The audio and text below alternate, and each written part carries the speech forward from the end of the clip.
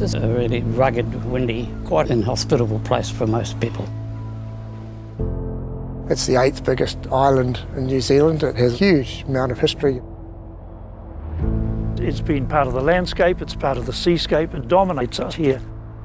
Rangitoto Birdsong, Stoat Island. It's a pretty unique, beautiful, special place, but it is a challenging environment. Oh, I was born there. I walked it, I lived on it, it's just part of me. My great-grandfather talked about flocks of kaka that flew over from the island up here into the orchard, which was just up there. Well, we used to hear from our bed the kiwi up behind the house. You would instantly be awake and give each other a nudge and say, "Where's the kiwi?" I haven't seen a brown creeper for years. Riflemen and robins are really rare at the moment.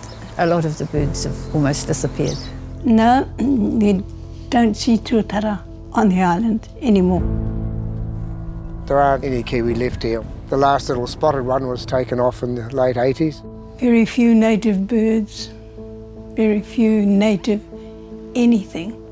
I think it's mainly because of the stoats. Stoat's a slippery little devil. They zip along and they race through here and hide up there, and Jeanette has actually seen one zip up a tree and get a baby tui, zip down and gone. So it's pretty easy to see what the problem is. That's why I'm so excited about the Stoat Eradication program.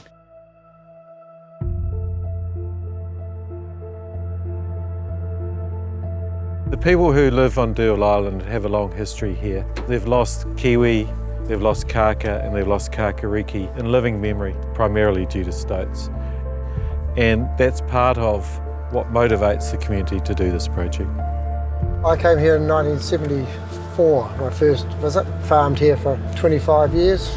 It just gets in your system. I think anyone that has connection to the island feels really passionately about it. Oh, this is the beach where we live. We started out many years ago as lighthouse keepers. We've been associated with Durwell for about 50 years. Well, the family's been here for 160 years, farming and fishing and farming and making a go of it in a very remote and isolated spot.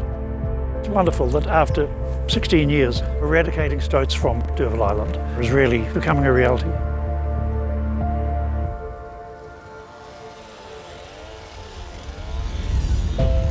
We're just cutting a track here for the stoat traps. It's a big project. Durwell's one of the largest inshore islands in New Zealand. It's about 18,000 hectares. The only major pest it has of the big three are stoats. So from an ecological point of view, there's an enormous opportunity here. I think that looks good. Yeah. Okay. This is a zip motor lure. So basically every day it puts out a dollop of mayonnaise. Stoats will encounter that. It may take them a week or so to find it, but once they find it, they'll keep coming back. Just over here, we've got a camera. That camera is set up to record any movement. Once we've done the initial trapping and there's only a few stoats left, this will tell us where those stoats are ranging and give us an opportunity to target those individuals. Some very key individuals with lots of enthusiasm and lots of energy and drive have come together to get this project off the ground and have taken the community along with them. So the long-tailed bat has a strong colony here. This bush here is an example of what the bush on the island would have been when the settlers first came to New Zealand.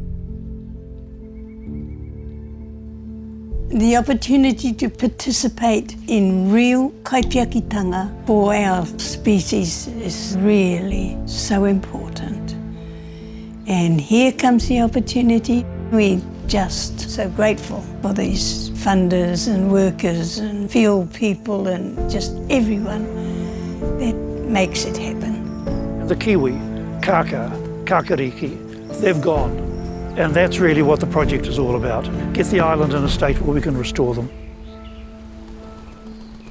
Te hokinga mai o te manu ha kapa kapa, kapa kapa, the flapping of wings. The ha is the breath. And you hear that in full bird song. Woo-wee.